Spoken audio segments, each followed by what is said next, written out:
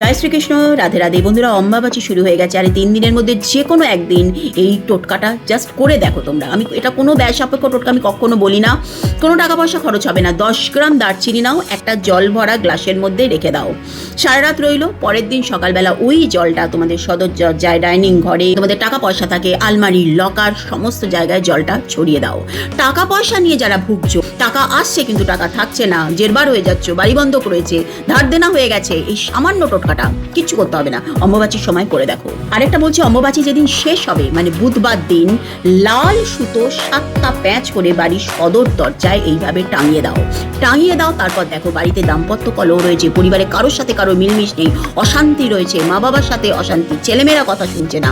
যে কোনো রকমের সম্পর্ক যদি তোমরা ঠিক করতে চাও, আর্থিক উন্নতি করতে চাও, এটা অবশ্যই করো। টাকা পয়সা তো লাগছে না, করে দেখো।